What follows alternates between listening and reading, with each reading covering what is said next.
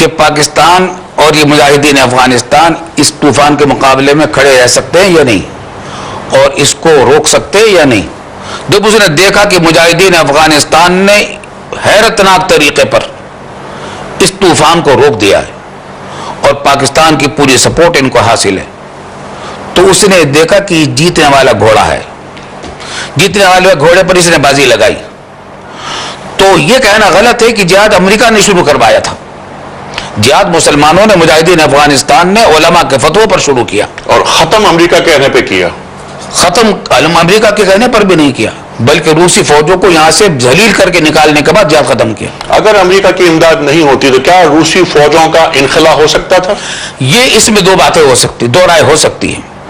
لیکن یہ کہ ہم تو یہ سمجھتے ہیں کہ جب اخلاص کے ساتھ جہاد شروع کر دیا مسلمانوں نے، تو اللہ تعالیٰ نے نصرت کا ایک ذریعہ یہ بھی بنایا کہ امریکہ کی ضرورت بنا دیا. ٹھیک ہے.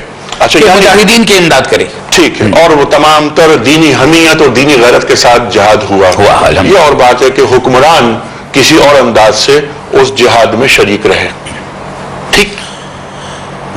بس یہ ہے کہ میں تو سمجھتا ہوں کہ اس وقت کا حکمران ضیاء-ال-حق صاحب تھے، اور سعودی عرب پوری امداد اور متحدہ عرب امارات، یہ لوگ اخلاص سے امداد کر رہے تھے، اور یہ جانتے تھے کہ یہ روسی حملہ آور ہوئے اور ان کا ہدف پاکستان، متحدہ عرب امارات، ایران، عراق اور سعودی عرب، یہ سارے ممالک ان کا ہدف ہے. اس بات وہ اپنی ضرورت سمجھ کر اس میں تعاون کر رہے تھے، بڑھ چڑھ کر رہے تھے. ہم یہ نہیں کہتے کہ امریکہ کا اعلی کار بن کر رہے تھے، لیکن ہاں امریکہ نے یہ محسوس کیا کہ ویتنام کا انتقام لینے کا یہ اچھا موقع ہے، تو انہوں نے امریکہ نے سپورٹ بھی کیا. اور ٹھیک ہے، ایسے موقع میں مسلمانوں کو سپورٹ لے لینی چاہیے تھی، اور وہ غیر مشروط تھی. ضیاء-ال-حق صاحب نے شرط کے ساتھ لی تھی کہ امریکی براہ راست وہاں نہیں پہنچیں گے، افغانستان میں پاکستان کے حوالے کریں گے امداد، جو کچھ بھی آئے گی اسلام آباد آئے گی. ٹھیک.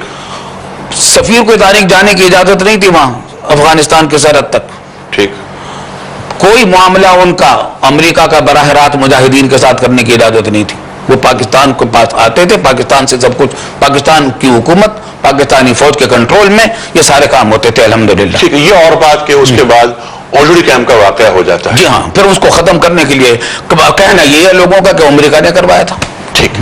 اچھا مفتی صاحب، آپ یہ فرماتے ہیں کہ جہادی تنظیموں سے امریکہ کو ایک خوف تھا اور خوف ہے.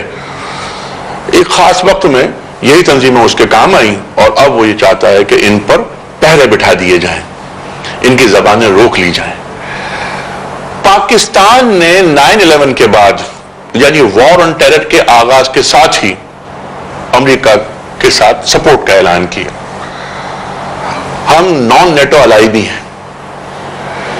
پاکستان نے جو وار اگینسٹ ٹیررزم ہے، اس تعلق سے جس رویے کا اظہار کیا، اس کو آپ کس نگاہ سے دیکھتے ہیں؟ یہ ایک المناک صورتحال ہے جس میں ہم گرفتار ہو گئے ہیں. یہ دہشت گردی کے خلاف اتحاد اس کو کہا گیا، اور اس میں ہم گرفتار ہو گئے، اور ہم آج اس کا مسلسل خمیازہ بھگت رہے ہیں. ہوا یوں ہے کہ جس دن یہ 9/11 کا واقعہ پیش آیا، میں یہاں سے اسلام آباد جا رہا تھا. جہاز میں بیٹھنے وقت تک یہاں کوئی خبر نہیں تھی اس کی. شام کے 7 بجے کی فلائٹ سے میں گیا، یا 6:30 بجے کی فلائٹ سے اسلام آباد پر اترا. ایئرپورٹ پر تو یہ خبر آ چکی تھی اور ٹی وی پر آ رہی تھی، سب لوگ دیکھ رہے تھے. اس رات میں ہمارے جنرل پرویز صاحب نے، وہ کراچی میں تھے، فوراً انہوں نے بیان دیا ٹی وی وغیرہ کو، اور کہا کہ اس معاملے میں ہم پورے کے شریک ہیں اور ہر قسم کا تعاون پیش کرنے کے لیے تیار ہیں. بے تاب تھے ان کے تعاون پیش کرنے کے لیے. پھر اسلام آباد پہنچے تو وہاں بھی یہ بیان دیا. اس رات میں 2 یا 3 بیان انہوں نے دیے.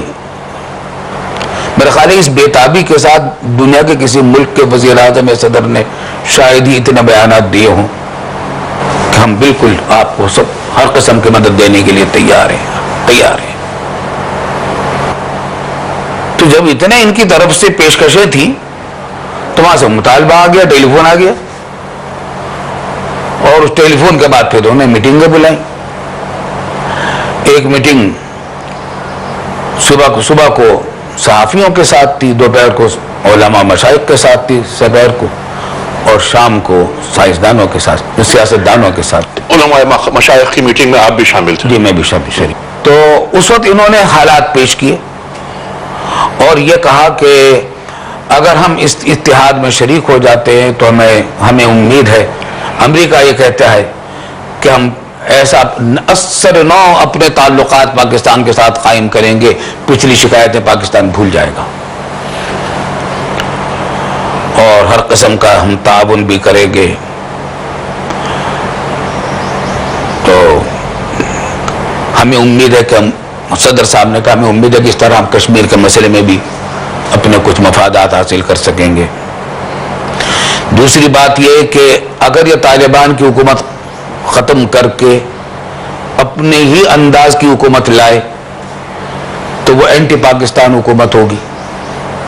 اگر ہم اس میں شامل ہو جائیں گے تو ایک ایسی حکومت لا سکیں گے جو پاکستان کے مخالف نہ ہو. تو 2-3 یہ فوائد انہوں نے بیان کیے.